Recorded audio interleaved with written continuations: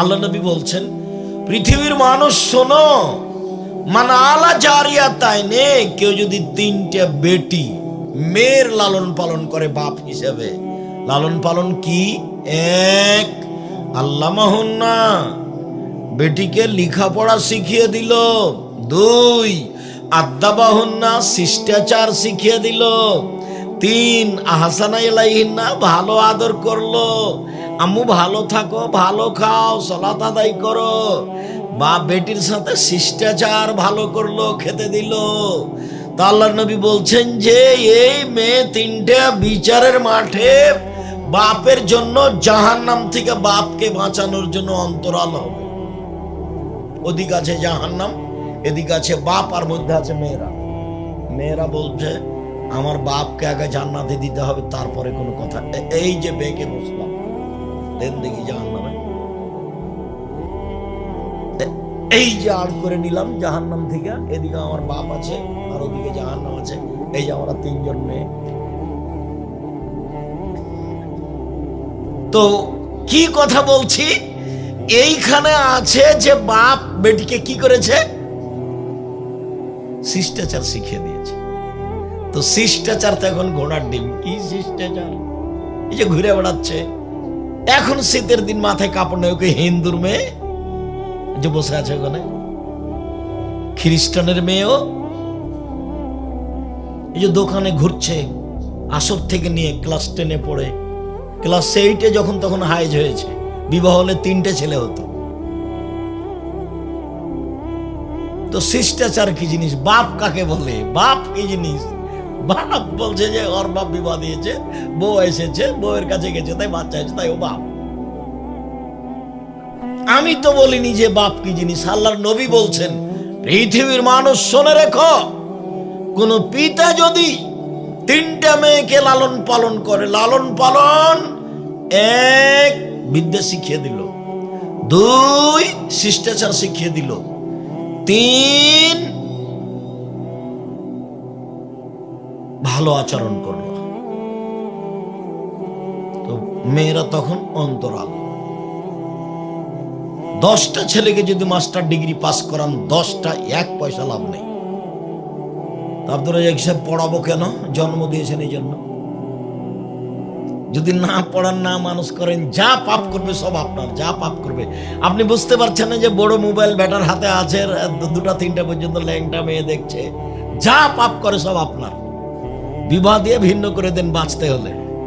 ছেলেটা বলছে, ওস্তাদজি আমার তো আমার বাপ বিবাহ দিয়ে দেয় না। বলছে বিবাহ করবি কেন? আগে চাকরি কর, তারপরে। তো আমার চাকরি পাইতে পাইতে ওস্তাদজি 30-40 বছর বয়স হয়ে গেল, সারা রাত খালি ল্যাংটা মেয়ে দেখি মোবাইলে। তোর বাপ বিবাহ দিয়ে দেয় না। তা আমি যে বললাম যে আপনাকে আমি পশু প্রাণীর মতো মনে করি, আপনাকে খারাপ লাগলো কেন? এই ঘরে মা আছে বড় মোবাইল নিয়ে ল্যাংটা মেয়ে দেখছে, ওই ঘরে বাপ আছে ল্যাংটা মেয়ে দেখছে, ওই ঘরে বড় বেটি আছে ক্লাস 10-এ পড়ে, মাস্টার ডিগ্রি পাস করে, যে বড় মোবাইল হাতে আছে, ল্যাংটা মেয়ে দেখছে। এই ঘরে ছেলেটা দেখছে, তো সবাই তো একই রকম। তাহলে বলেন এরা শিক্ষিত মানুষ? বলেন এরা হুঁশিয়ার মানুষ? বলেন এরা সাহাবীর মতো চরিত্র? আব্দুর রাজ্জাক সাহেব, মহিলাদের ব্যাপারে আপনি অত ক্ষেপে থাকেন কেন? খালি উঠলেই দেখি খুব গরম। না, তা নয়, আমি খুব কষ্ট পাই সেই জন্য। আমি আপনার স্ত্রীকে, আপনার বোনকে আমি এত দুর্বল ভাবতে চাইনি। আমি তো ভাবতে চাচ্ছি খাদিজার মতো। আবু হুরায়রা রাদিয়াল্লাহু তাআলা আনহু বলেন যে জিবরাইল নবীর কাছে আসলেন, এসে বলছেন, আল্লাহর নবী, ওই যে খাদিজা আতাত এলাইকা, আপনার কাছে আসছে, মা হায়নাউন, তার সাথে আছে একটা বাটি, ফিহে দামুন তম, তাতে আছে খাদ্য, তাতে আছে তরকারি, তাতে আছে খাদ্য, তাতে আছে তরকারি।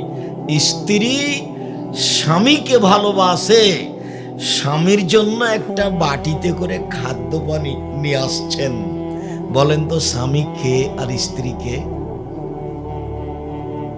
স্বামী হচ্ছেন মুহাম্মদ সাল্লাল্লাহু আলাইহি সাল্লাম, আর স্ত্রী হচ্ছেন খাদিজা, বউ এরকম হতে হবে, বউকে মাস্টারি করতে পাঠিয়েছেন। হেড মাস্টার খালি আপনার বউকে রোজ ঠেলা দেয়, দেরি করে আসে, ঢং পেয়েছে। আর যদি ম্যানেজার হয় তাহলে তো আছেই, এতগুলো কাজ দিয়েছে ম্যানেজার ব্যাংকের, পরের দিন নিয়ে আসতে বলে ঠিক করে, মাথার ঘাম চুয়ে যাচ্ছে, হিসেবে মিলে না। 11:30টার সময় আমি অ্যাসিস্ট্যান্ট ম্যানেজারকে বলছি, ভাইজান আপনি কোথায় আছেন, অ্যাকাউন্টের ব্যাপারে একটা জরুরি কথা ছিল। কেন? ব্যাংকে আছি। ইন্নালিল্লাহ, এখন ব্যাংকে কেন? আরে কি বলেন, 5টা পর্যন্ত চাকরি করেছি আর এখন চাকরি বাঁচাচ্ছি। বিকেল 5টা পর্যন্ত চাকরি করেছি আর ওর বউকে ব্যাংকে চাকরি দিয়েছে, কত খুশি। সবার সামনে বলছে আমার বউ ব্যাংকার, চাকরি করে। দুইজনে এবার আস্ত পাগল, খায় হাগে আর দিন কাটায়। যার বউ মানুষের সাথে ধাক্কা খায়, যার বউকে মানুষ ধমকাতে পারে, সেও স্বামী। আত্মমর্যাদা কি জিনিস তা জানে না। কালকে আব্দুল্লাহ একটা বক্তব্য দিচ্ছিল আত্মমর্যাদা, তা আমি তো আর ওইসব কথা বলতে পারবো না, আমার একটাও মনে নাই, নাহলে আপনাকে একটু শোনাতাম দু একটা। তো তার মধ্যে দু একটা কথা ছিল যে সমাজের যারা সমাজপতি বা স্বামী বা দায়িত্বশীল, যারা জীবনে মিথ্যা কথা বলে, তারা কোনোদিন দায়িত্বশীল হতে পারে না। যাদের ভিতরে বিশ্বাসঘাতকতা আছে, যাদের ভিতরে ব্যক্তিত্ব নাই, যারা গোলাম, তারা কোনোদিন জাতির নেতৃত্ব দিতে পারে না। যারা মানুষের টাকা মেরে খায়, যারা টাকা নিয়ে বিচার করে, তারা কোনোদিন জাতির নেতৃত্ব দিতে পারে না। তো দেশের এমপি মন্ত্রী তো খালি টাকাই মেরে খায়, চেয়ারম্যান 10টা টাকা নিয়ে বিচার এদিক থেকে ওই দিক করতে, জাতির কি উপকার করবে? এও হলো নিম্ন শ্রেণীর 3rd% বদ ডাক্তারের মতো। বদ ডাক্তার আব্দুল হিসাবে এত খেপলেন কেন? বদ ডাক্তার মানে আরে আর বলেন না। ও হলো বাড়ি সিরাজগঞ্জ, কাজীপুর আর পিজি হাসপাতালে ডাক্তার, 3 লক্ষ টাকা বেতন। ও প্রেসক্রিপশন লিখেছে, ওই কোম্পানির ওষুধ লিখেছে যে কোম্পানি তাকে টাকা দেয়। ও জানে যে ভালো ওষুধ আছে।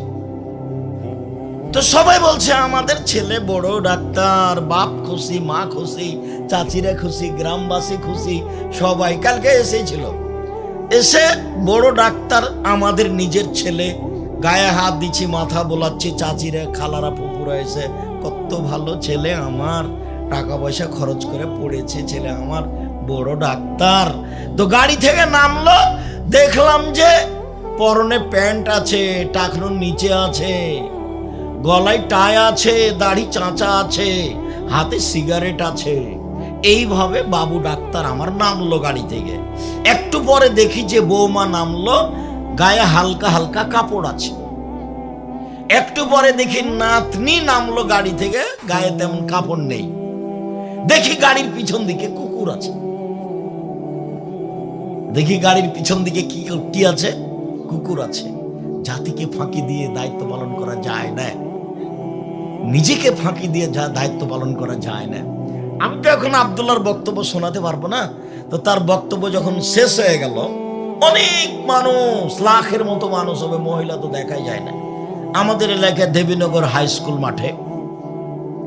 তো ওর বক্তব্যকে সামনে রেখে আমি বললাম যে আমিও আব্দুল্লাহর বক্তব্যের সাথে দুটো কথা জড়াতে চাই। তার একটা হলো এই যে স্বাধীনতা লাগবে।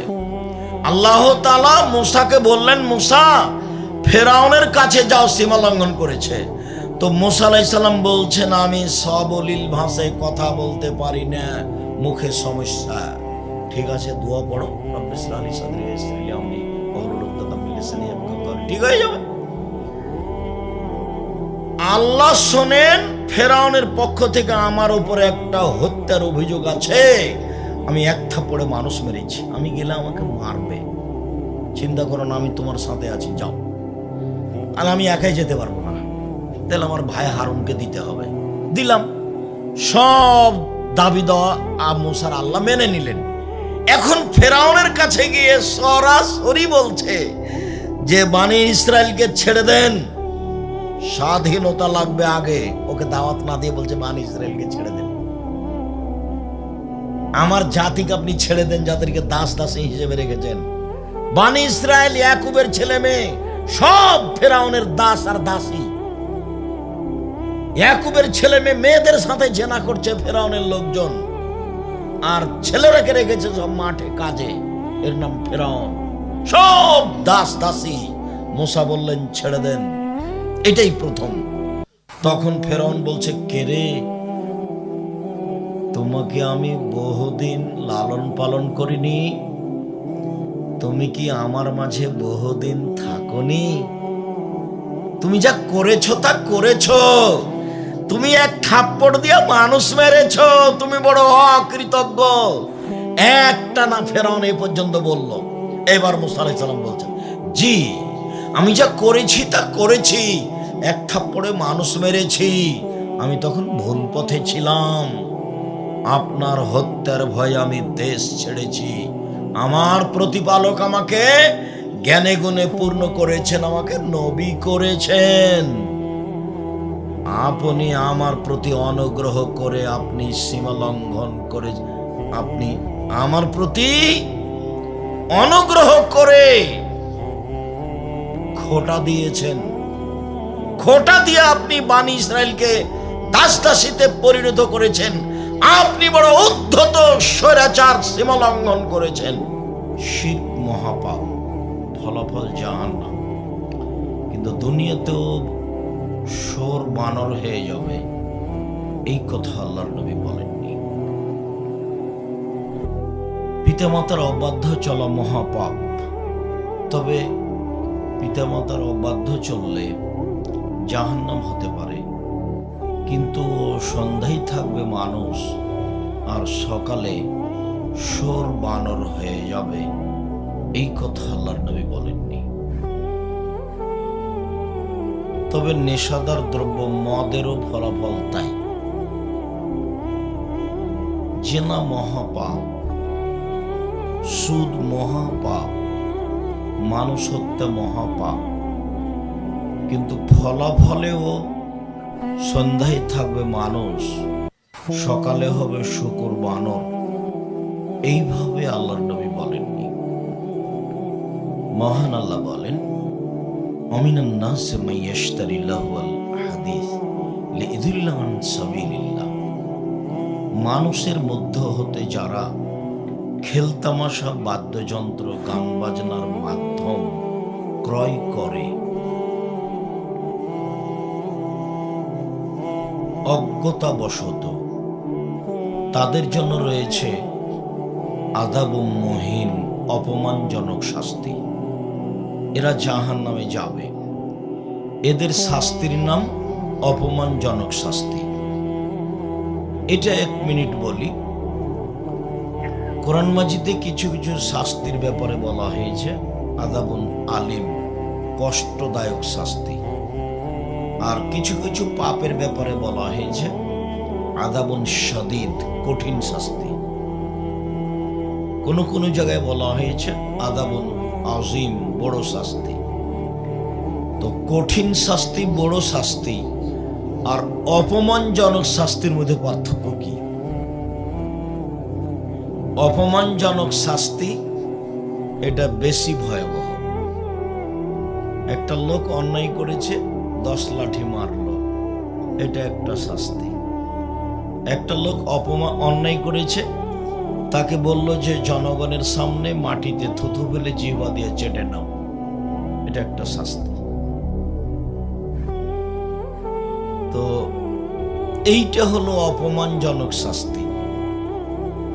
অপমানজনক শাস্তির কথা আল্লাহ এবং আল্লাহর রাসূল উল্লেখ করেছেন, যেগুলি পাপ মনের সাথে জড়িত। মন চায় এমন কিছু পাপ হলে তার শাস্তি হবে অপমানজনক শাস্তি। চুরি, চুরি আহাল পরিবারের দায়ে করেছে, মানুষকে হত্যা, শত্রুতার দায়ে করেছে। ঘুষ, পয়সা পাতি ইনকাম করে সেই জন্য করেছে সুদ।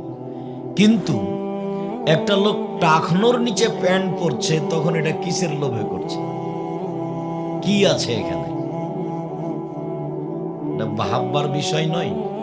তা কারো ক্ষতি হয় না তো, ডাকাতি করলে টাকা হারালো, তো আপনার যদি টাকা কেউ ডাকাতি করে তো আপনার তো ক্ষতি হলো। জেনা করলে সামাজিকভাবে অপমান হলো, পরিবেশ নষ্ট হলো, টাকনুর নিচে প্যান্ট পরলে কি হবে? তো 3 শ্রেণীর মানুষের সাথে আল্লাহ বিচারের মাঠে কথা বলবেন না। তার 1 শ্রেণীর মানুষ হচ্ছে যারা টাকনুর নিচে পায়জামা প্যান্ট লুঙ্গি পরে, তাদের সাথে আল্লাহ কথাই বলবেন না। তো এটা এমন পাপ কেন? এটা মনের সাথে জড়িত। টাকনুর উপরে থাকলে কেন জানি কেমন কেমন লাগে, ঠ্যাঙ্গা ঠ্যাঙ্গা লাগে। মনে বলছে যে এটা টাকনুর নিচে থাক। এই জন্য এই পাপের ফলাফল এরকম। আরো অবাক হতে হয় যে আবু হুরায়রা রাদিয়াল্লাহু তাআলা আনহু বলেন, আল্লাহর নবী বলেছেন, ইন্না লিল্লাহি মিয়া রাহমা, আল্লাহর নিকটে ছিল 100টি দয়া। এই ছেলে, না ঠিক আছে, কেউ কথা বলে না জানো? তোমরা যারা দায়িত্ব পালন করছো, গ্রামের ছেলেরা, দোকানপাটে কোনো জায়গায় কোনো পুরুষ নারী যেন গল্প না করে, বসে থাকতে না পারে, তোমরা এটা খুব শক্ত হাতে দেখো। কোথাও কোনো দোকানপাটে কোনো মানুষজন কোনো জায়গায় বসে যেন গল্প না করে। এখন ক্রয় বিক্রয়, লেনদেন, গল্প, প্রয়োজনীয় কথাবার্তা সব বন্ধ। আমি আপনার জন্য এসেছি, যেহেতু আমি আপনার জন্য এসেছি, এখন আপনি আমার কাছে না থেকে নিজের প্রয়োজনে থাকবেন, এমন ঘৃণিত কাজ আমি পছন্দ করি না। আমি তো আপনার জন্য এসেছি, আর একটা দিন বের করাও খুব কঠিন। আপনি এখন দোকানে বসে থাকবেন বা বাড়িতে থাকবেন, আপনি মহিলা মানুষ, ঢং ঢং করে আসলেন, গল্প করতে করতে আবার চলে গেলেন, দিয়ে টিভি নিয়ে বসে আছেন বা দেবর ভাষণ নিয়ে বসে আছেন। আপনার এই শয়তানি, নোংরা, বর্বর, অসভ্য, মূর্খতা চরিত্র আমরা দেখতে চাই না। আর তোমাকে আমি কোনোদিন শিক্ষিতা মহিলাও বলিনি, তোমার বাপে বলতে পারে, আমি বলি। তোমাকে তো আমি পশু প্রাণীর মতো মনে করি, তোমাকে তো আমি কুকুর, শ্রীগাল, গরু, ছাগলের মতো মনে করি, ওটা আমি বলিনি, আল্লাহ বলছেন। বুঝে না ওরা, অন্তর আছে বোঝে না, দেখেও দেখে না ওরা, চক্ষু আছে দেখে না, শোনেও শোনে না ওরা, কান আছে শোনে না। উলাইকা কাল আনাম, তারা পশু প্রাণীর মতো, তারা গরু ছাগলের মতো, তারা কুকুর শ্রীগালের মতো, বালহু মাজাল, বরং তার চেয়ে খারাপ। এখানে একটা দিনই বৈঠক হচ্ছে, ব্যয়বহুল পয়সা খরচ করে আমরা কষ্ট করে এখানে এসেছি, আর আপনি আসলেন, চলে গেলেন, টিভি নিয়ে বসে আছেন, ল্যাংটা মেয়ে দেখছেন। মহিলা মানুষ হয়ে আপনাকে আমি শিক্ষিত মানুষ বলবো? আমি আব্দুর রাজ্জাক বিন ইউসুফ, এখনো এত বুদ্ধি আমার কবর। শুধু আপনি কেন, আপনার বাপ মা শিক্ষিত মানুষ, এটা আমি কোনোদিন স্বীকৃতি দিইনি, কোনোদিন না। যেই বাপ নিজেকে কন্ট্রোল করতে পারেনি, পরিবারকে কন্ট্রোল করতে পারেনি, আমি জানি ও নিশ্চিত এটা বাপ, কিন্তু আমি বলেছি এটা তার সৎ বাপ। আমি বলেছি যে এটা তার চাচা। আমি জানি যে এই মহিলা তার নিশ্চিত মা, এটা আমি জানি।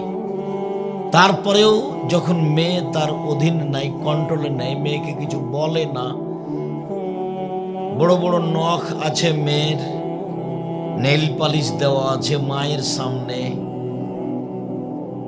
ভুরু তুলে চিকন করে রেখেছে মায়ের সামনে, সামনের দিকের চুল খাটো করে রেখেছে মায়ের সামনে, স্কিন পায়জামা পরে চলে যাচ্ছে হাট বাজারে বাপ মায়ের সামনে, তখন আমি বলেছি যে এই মা হলো সৎ মা, এই মা হলো খালা।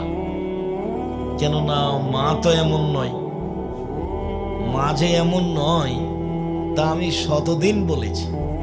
আর বললে আপনি বুঝতে পারবেন যে হ্যাঁ, আপনার মুখে এই কথা এর আগেও শুনেছি। জাবের রাদিয়াল্লাহু তাআলা আনহু বলেন যে একদা আমরা আল্লাহ রাসূলের সাথে এক যুদ্ধে অংশগ্রহণ করেছিলাম। তো আমরা এখন চলে আসছি, মদিনায় ঢুকবো। তো আল্লাহ রাসূল বলছেন, এই শোনো, সবাই এখানে থাকো, বসো, আমরা এখানে রাতে থাকবো, সকালে বাড়ি যাব মদিনায়।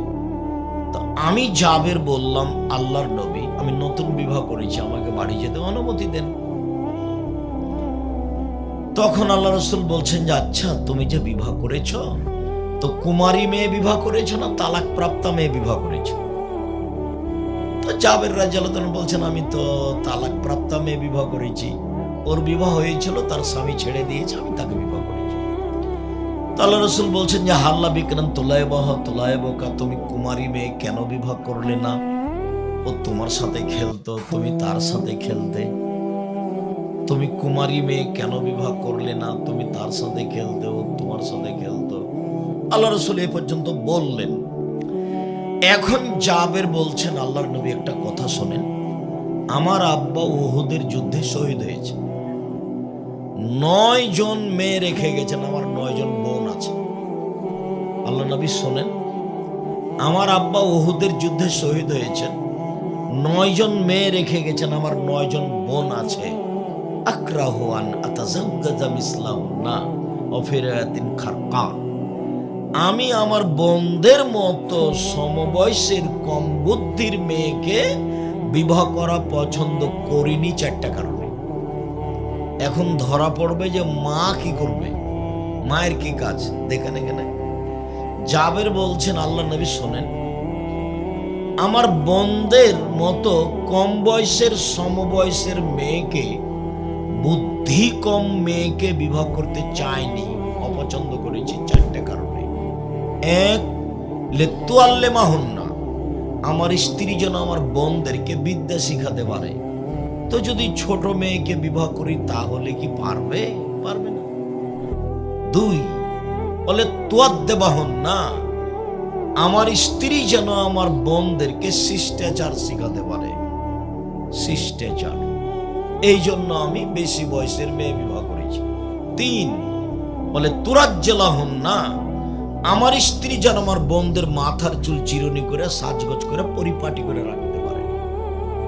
4, বলে তাকুমা আলাইহিন্না, আমার স্ত্রী যেন আমার বোনদেরকে পাহারা দিতে পারে, পাহারা। এই জন্য আমি বেশি বয়সের মেয়ে বিবাহ করেছি। এবার আপনি বিচার করেন দেখি, এই লোকটা বাপ কিনা, এ মা কিনা? ওর মা কি পাহারা দেয়? মেয়ের তো নখ বড় আছে, ভরু তো উঠিয়ে চিকন করা আছে, মাস্টার ডিগ্রি পাস করেছে, শীতের দিনে মাথায় কাপড় নেই, স্কিন পায়জামা পরে স্কুল কলেজে চলে যাচ্ছে, বাইরে চলে যাচ্ছে। তো ওর মা কি পাহারা দিল? পাহারাটা কি ওর মায়ের?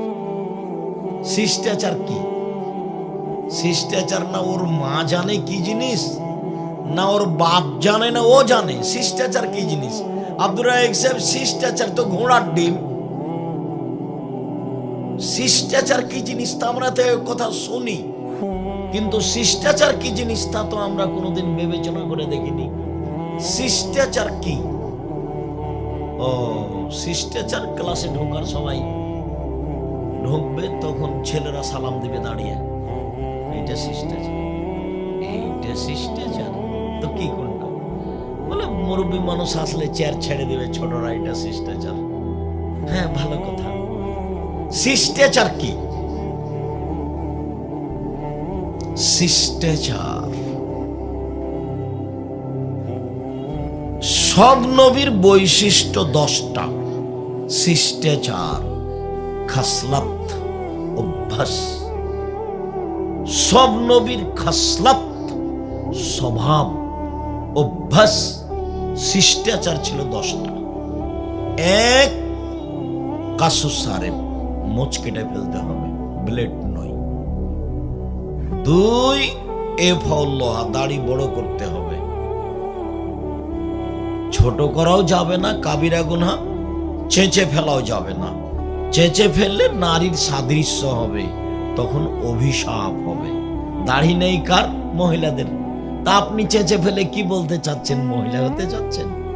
তো অভিশাপ হবে, তখন চোখের পাওয়ার কমে যাবে, তখন স্ত্রী মিলনের ক্ষমতা কমে যাবে। শিষ্টাচার, মেশক করতে হবে 5 ওয়াক্ত সালাতের সময়। শিষ্টাচার, পেশাব পায়খানার পরে পানি দিয়ে পবিত্রতা অর্জন করতে হবে। সব নবীর স্বভাব ছিল পানি দিয়ে পবিত্রতা অর্জন করতে হবে পেশাব পায়খানার পরে। পানি না থাকলে ঢিল টিস্যু পেপার, আগে ঢিল টিস্যু পেপার তারপরে পানি, এটা মিথ্যে।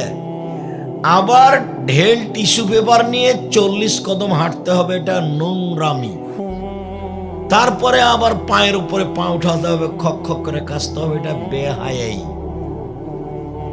যদি পায়ের উপরে পা উঠাতেই হয়, যদি 40 কদম হাঁটতেই হয়, যদি খক খক করে কাশতেই হয়, তাহলে আপনার বউকে একটু ঢেল নিয়ে 40 কদম হাঁটতে হবে না?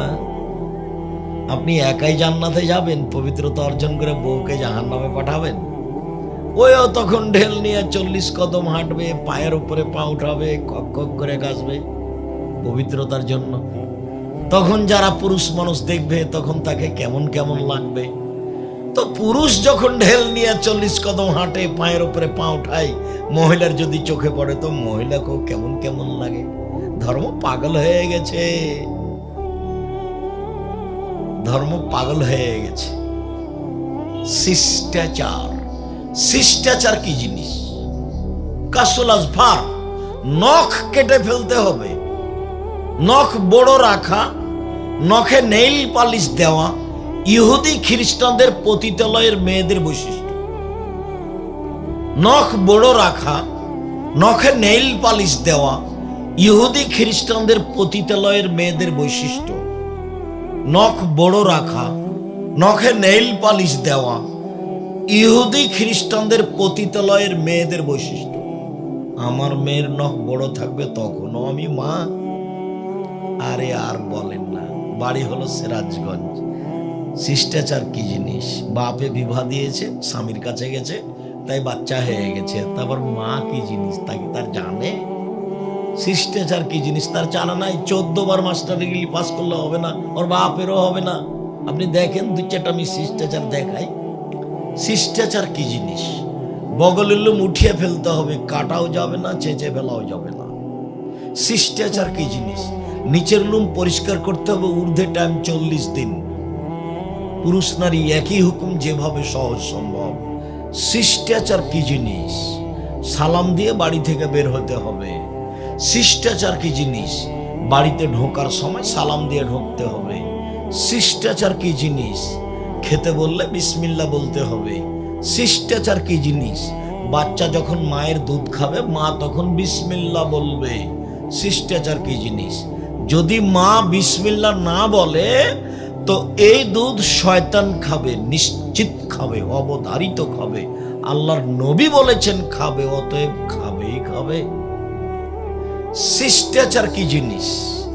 রাস্তায় হাঁটার সময় ডান পথ দিক দিয়ে হাঁটতে হবে, সামনে মানুষ পড়লে সালাম দিতে হবে। শিষ্টাচার কি জিনিস? জুতা স্যান্ডেল পরার সময় ডানটা আগে পরতে হবে, খোলার সময় বামটা আগে খুলতে হবে। শিষ্টাচার কি জিনিস? মসজিদে ঢুকলে আগে পা দিতে হবে, ডান পা। শিষ্টাচার কি জিনিস? খেলে ডান হাত ব্যবহার করতে হবে, বাম হাত নয়। পেশাব পায়খানার সময় বাম হাত ব্যবহার করতে হবে, অপবিত্রের জন্য বাম হাত ব্যবহার করতে হবে, ভালো কাজের জন্য ডান হাত ব্যবহার করতে হবে। শিষ্টাচার কি জিনিস? বিমানে মেয়েটা বাম দিকের লোককে বাম হাতে দিচ্ছে খাদ্য পানি, আর ডান দিকের লোককে ডান হাতে দিচ্ছে, আর আগাচ্ছে। তখন চাই ডান হাতে দাও। আমি চেষ্টা করি তোমার বাম হাত দিয়ে আমি পানি নিব না, তোমার যদি অনুকূলে না হয় তো তুমি যাও। অনেক সময় বলি যে না লাগবে না, যখন বাম হাতে বাড়াই তখন অনেক সময় বলি ডান হাতে দাও, আর অনেক সময় বলি যে লাগবে না, যাও। শিষ্টাচার কি জিনিস? মিশরে আব্দুর রহিম ফিলিস্তিনি গাঁজাবাসীদের সাহায্য দিচ্ছিল, তা আমাকে উপস্থিত করলো এক হোটেলে, 2 তলা কি 3 তলায়। তো যারা আছে সামনে সাহায্য নিতে এসেছে তারা প্রায় মাস্টার ডিগ্রি পাস ছেলে মেয়ে, কেউ গেঞ্জি গায়ে দিয়ে আছে, কেউ বোরখা পরে আছে। তারা ভালো উচ্চ শিক্ষিত মানুষ। তো আমি যখন ওই দানের এগুলো দিলাম তো বাম হাতে নিচ্ছি। তো 2-3টে দেওয়ার পরে বন্ধ করলাম, দিয়ে রাসূলের ডান হাত বাম হাত একটা বক্তব্য দিলাম 5 মিনিটের। তা আমার মনে হলো যে আমি এসব হাদিস যা বুঝে